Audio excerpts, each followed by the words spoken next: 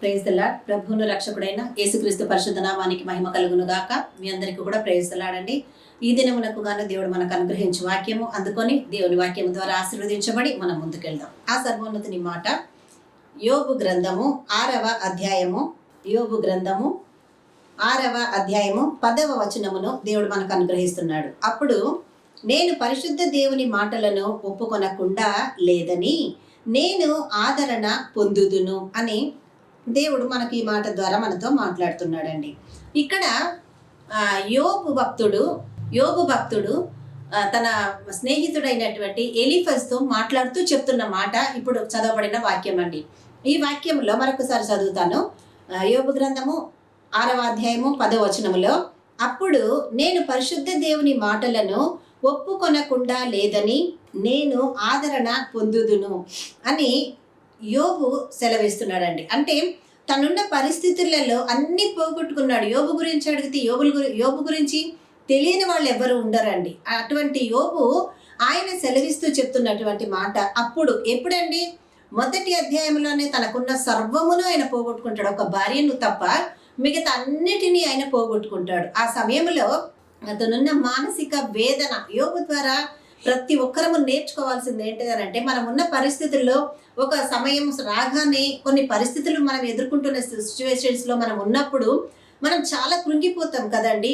కానీ యోబు లాంటి సమస్య ఎవరికి వచ్చి ఉండదండి. అంత తీవ్రంగా అతను శోధించబడ్డాడు. ఆ శోధన ఎందుకు వచ్చిందండి అతనికి? మనందరికీ తెలుసు. అపవాది అయిన వాడు భూమి మీద ఇటు అటు తిరుగులాడుచు దేవుని యోబు దగ్గరికి వచ్చినప్పుడు దేవుడు అతనికి పర్మిషన్ ఇస్తాడు. ఇతను నా మనసెరిగిన వాడు, ఆయన విశ్వాసముతో ఉన్న వ్యక్తిని ఒక గొప్ప సాక్ష్యమును దేవుని ద్వారా యోబు పొందుకొని ఉండగా అప్పుడు దేవుడు అతనికి సాతానుకు పర్మిషన్ ఇచ్చినప్పుడు వాడు శోధిస్తే కలిగిన సందర్భము మనందరికీ తెలుసు. అప్పుడు దేవుడు యోబు పక్షంగా ఒక సాక్ష్యం ఇస్తాడు. ఏంటిదంటే, నువ్వు అతన్ని ఏం చేసినా కూడా అతను ఏమాత్రం అతను కృంగిపోడు, తప్పించుకోడు. ఎందుకంటే అతను యథార్థవంతుడును, ఆ తర్వాత న్యాయవంతుడును, దేవుని యందు భయభక్తులు కలిగిన వాడు, చెడుతనమును విసర్జించిన వాడు. ఈ 4 గుణ లక్షణాలు అతను కలిగి ఉన్నాడు. కాబట్టి దేవుడే దిగి వచ్చి యోబు పట్ల సాక్ష్యం చెప్పగలిగిన ఒక గొప్ప వ్యక్తిగా యోబు ఎంచబడ్డాడండి. ఈ యోబు అన్ని పరిస్థితులలో ఒకే రోజులో సమస్తమును పోగొట్టుకున్నాడండి. పోనీ దేవుని దగ్గర మొరపెట్టని వాడా, లోకానుసారంగా జీవించిన వాడా, దేవుని మీద ఆధారపడని వాడా, లేక దేవుని కార్యములలో నమ్మకము లేనివాడా, లేక దేవుడు చేసిన ప్రతి కార్యమును బట్టి ఈరోజు ఒక స్థితిలో ఉంటే రేపు ఇంకొక స్థితిలోని నిర్లక్ష్య ధోరణితో ఉన్నవాడా? లేదు కదండి. ఆయన తన పిల్లలను కలిగి వాళ్ళు తన కుమారులు మనసునందు ఏమైనా దోషము కలిగి ఉన్నారేమోనని ప్రతిదినము ఉదయకాలంలోనే తెల్లవారుజాముననే అతను వాళ్ళను గురించి దహన బలులు సమర్పిస్తూ దేవుని దగ్గర భయభక్తులు కలిగి జీవించాడు కదా. మరి ఆ సమయంలో కూడా అతను ఏమి లేని స్థితిలో లేడండి. తూర్పు దిక్కంతటికి కూడా అతను గొప్ప ధనవంతుడై ఉన్నాడని వాక్యం సెలవిస్తుంది మొదటి అధ్యాయంలోనే. యాక్చువల్గా సాధారణంగా మనుషులను అన్న వాళ్ళకి ఎప్పుడండి మనం దేవుని దగ్గరకు వస్తాం? మనకు కావాలన్నది దొరకనప్పుడు, మనం చూడాలనుకున్నది చూడలేనప్పుడు, మనం పొందుకోవాలన్నది మనం అన్ని ప్రయత్నాలు చేసి మన దగ్గరికి రానప్పుడు, అప్పుడు వచ్చి మనం దేవుని మీద ఆధారపడతాం. కానీ యోబు ఎప్పుడు దేవుడి మీద ఆధారపడ్డాడు? తనకన్నీ కలిగి ఉన్న స్థితిలో కూడా దేవుణ్ణి గణపరచడానికి యోబు నిలబడ్డాడండి. మరి అప్పటి నుంచి దేవుడు మీద ఆధారపడ్డ యోబు అన్ని సమస్యల్లో ఉండగా ఒకే రోజులో అన్ని పోగొట్టుకున్నాడు. ఒక్కసారి యోబు సిచ్యువేషన్ లోనికి మనం వెళ్ళిపోయి ఒకసారి ఆలోచిద్దామా? మనం అటువంటి పరిస్థితి మన జీవితాల్లో మనకు కలిగితే మన పరిస్థితి ఎలా ఉంటుందో ఒక్కసారి ఆలోచించండి. మొట్టమొదటిగా దేవుని మీద సనుగుతాము, గొనుగుతామండి. నీలోనికి వచ్చి మేము ఇంతగా నీ కాళ్ళు పట్టుకొని మేము ప్రాధేయపడి ఎన్నెన్నో అవమానాలు పొందుకుంటూ ఇంట్లో ఎన్నో వేదనలు ఉంటాయి, ఎన్నో వ్యతిరేకతలను మేము దాటుకుంటూ నీ సన్నిధిలో ఉంటే మాకు ఇంత శ్రమ కలుగజేసావు, అది కూడా ఒక రోజుల్లోనే ఇన్ని, మేము నిన్ను నమ్ముకొని ఏం ప్రయోజనం అయ్యా అని అడగమా అండి? ఆనాటి ఇజ్రాయేలీల గుణ లక్షణాలు మనలో కూడా ఉన్నాయి కదా. ఈనాటి వరకు ఏదో ఒక సందర్భంలో ఎందుకయ్యా ఇలా జరుగుతుంది, ఎందుకు ప్రభా ఇలా చేసావు, నువ్వు ఉండి ఇది నా దగ్గరికి అనుమతించావా అన్న ప్రశ్నలు రావట్లేదా మనలో? మరి దేవుడు అంటున్నాడు, ఈ యోబు అంటున్నాడు, ఆ విషయంగా అన్ని పోగొట్టుకున్నప్పటికీ కూడా ఏమీ లేని పరిస్థితుల్లో కూడా తన ఫ్రెండ్తో మాట్లాడుతున్నాడు, స్నేహితునితో. ఏమని సెలవిస్తున్నాడు? అప్పుడు నేను పరిశుద్ధ దేవుని మాటలను ఒప్పుకొనకుండా లేదు. ఆ రోజు కూడా నేను దేవుని మీదనే ఆధారపడ్డా. ఆయన ఏది చెప్తే అది నేను ఒప్పుకొని నా దేవుడి సన్నిధిలో నేను గడిపాను. ఆ తర్వాత నేను పరిశుద్ధ దేవుని మాటలను ఒప్పుకొనకుండా లేదని నేను ఆదరణ పొందుదును. ఏ స్థితిలో? ఏమీ లేని స్థితిలో దేవుని యొద్దనున్న ఆదరణ యోబు పొందుకున్నాడంట. ప్రియ దేవుని బిడ్డ, ఈరోజు నీకు కావలసినది నీ దగ్గర లేదు, కానీ నీకు ఆదరణనివ్వడానికి నీ దేవుడు నీతో ఉన్నాడు కదా. నువ్వున్న పరిస్థితుల నుంచి నిన్ను దాటించడానికి, నీకు తోడై ఉండి నడిపించడానికి, తన సన్నిధిని నీతో ఉంచి ఉండడానికి, తన ముఖ కాంతిని నీ మీద ప్రసరింపచేయడానికి నిన్ను ఎన్నుకున్న నీ దేవుడు నీతోనే ఉన్నాడు కదా. మరి యోబును మించిన ధైర్యము, విశ్వాసము నీకు నాకు మనకు ఉండాలి కదా.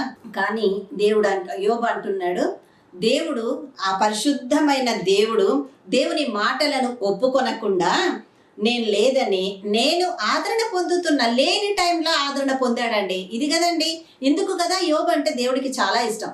రెట్టింపు ఆశీర్వాదాన్ని పొందుకున్నాడు యోబు. మరి నీ కొరకు ఎన్నంతల ఆశీర్వాదం దేవుడు దాచిపెట్టి ఉన్నాడో, మరి యోబు కనబరిచిన యథార్థత ఈరోజు దేవుని బిడ్డలమైన మనం కూడా దేవుని కనబరచాలి కదా. ఆయన పాద సన్నిధిలో ఆయన మీద ఆధారపడాలి కదా. దేవుడు మన కొరకు సిద్ధపరిచిన ఆశీర్వాదాలు మనం అందుకోవాలంటే దేవుని దగ్గర కనిపెట్టాలి కదా మనం. యోబు అదే అంటున్నాడు, ఆ పరిశుద్ధ దేవుని మాటలను నేనేనాడు ఒప్పుకొనకుండా లేదయ్యా, నేను ఏ స్థితిలో ఉన్నా ఆ దేవాది దేవుని ఆదరణ పొందుకొని ఉన్నాను. ఏ స్థితిలో ఉన్నా, అన్నీ కోల్పోయిన స్థితిలో కూడా యోబు ఆ పరిశుద్ధుడైన దేవుని దగ్గర ఆదరణ పొందుకొని ఉన్నాడు. ఈరోజు నీకు ఎక్కడి నుంచి వస్తుంది ఆదరణ? నీ స్నేహితులు నిన్ను ఆదరిస్తే బాగుండేమో అనుకుంటున్నావేమో, నీ తల్లిదండ్రులు నీకు ఆదరణనిస్తే బాగుంటుందేమో అని అనుకుంటున్నావేమో, లేక ఎదిగిన నీ పిల్లల దగ్గర నుంచి నీకు ఆదరణ వస్తే బాగుంటుందేమో అని అనుకుంటున్నావేమో. ఇహలోక పరంగానే నువ్వు వెతుకులాడుతున్నావు, కానీ నీ దేవుడు యోబును ముందు పెట్టి ఈరోజు నీతో మాట్లాడుతున్నాడు. నీవు కలిగి ఉన్నా, ఏమీ లేకున్నా, ఏ స్థితిలో ఉన్నా, ఎటువంటి పరిస్థితుల్లో ఉన్నా, నీవు నా ఆదరణ పొందుకుంటున్నావా? నన్ను జ్ఞాపకం చేసుకుంటున్నావా? నేను చేసిన ప్రతి కార్యమును బట్టి నా వలన నువ్వు ఆదరణ పొందుకుంటున్నావా? అటువంటి కృతజ్ఞత భావాన్ని నువ్వు కలిగి ఉన్నావా అని దేవుడు ఈరోజు నీ దగ్గరకు వచ్చి యోబుని నిలబెట్టి నీ దగ్గర నుంచి ఎదురు చూస్తున్నాడు. దేవుడు యోబు ఏం చేశాడు? దేవుని దగ్గర అడిగాడు. ఆయన ఎలీఫస్తో మాట్లాడుతూ ఆయన సెలవిస్తున్నాడు. ఏంటిదని?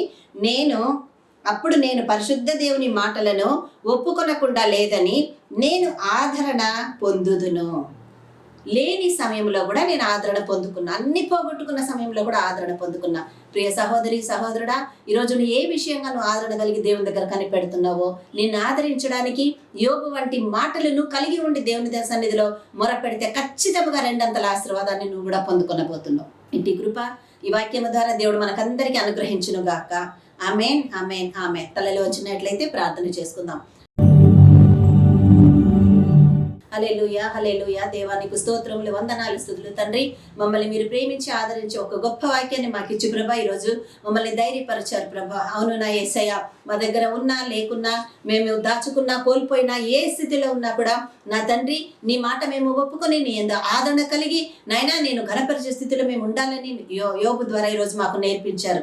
మీకు వందనాలు తండ్రి, మీకు స్తోత్రములు నా యేసయ్య. అయ్యా, ఈ వాక్యాన్ని మాలో నీరు కట్టి ఫలింప చేయండి. ప్రతి విషయంలో మీ మీద ఆధారపడే కృప మాకు దయచేయండి యేసయ్య. మీకే వందనాలు, మీకే కృతజ్ఞతలు, స్తుతి స్తోత్రములు చెల్లిస్తున్నాము మా ప్రభా. దేవా, ఈరోజు ఎవరైతే ప్రభా నాయన 10th ఎగ్జామ్స్కి ప్రిపేర్ అవుతున్నారో ఆ బిడ్డలకందరికీ చక్కటి జ్ఞానమును దయచేయండి, జ్ఞాపక శక్తిని దయచేయండి అయ్యా. ఇంటర్ ఎగ్జామ్స్ రాయిపోతున్న వారికి కూడా మీరు తోడై ఉండండి. వాళ్ళ భవిష్యత్తు మీ ఆధీనములో ఉన్నది ప్రభా. చక్కటి జ్ఞానముతో వారిని నింపి లేవనెత్తుకొని ప్రభా అయ్యా ఇదిగో మంచి జీవితాలను వారికి దయచేయమని ప్రార్థిస్తున్నాము నా తండ్రి. అయ్యా, ఈరోజు ఎవరెవరైతే ప్రభా నైనా పుట్టినరోజులు జరుపుకుంటున్నారో, వివాహ నాయన దినాలు జరుపుకుంటున్నారో వారిని అందరినీ మీరు ఆశీర్వదించి మీ కృపల వర్ధిల్ల చేసి మీరే మహిమ పొందమని సర్వోన్నతుడు మా అందరినీ నీ హస్తాలకు అప్పగించుకుంటూ ఇచ్చిన వాక్యాన్ని బట్టి మీకే కృతజ్ఞతా స్తోత్రములు చెల్లిస్తూ మా ఈ ప్రార్థన యేసు నామమున మీ ఆశీర్వాదముగా మేమందరము కూడా అడిగి పొంది ఉన్నాము మా తండ్రి. ఆమేన్, ఆమేన్, ఆమేన్. హల్లెలూయా.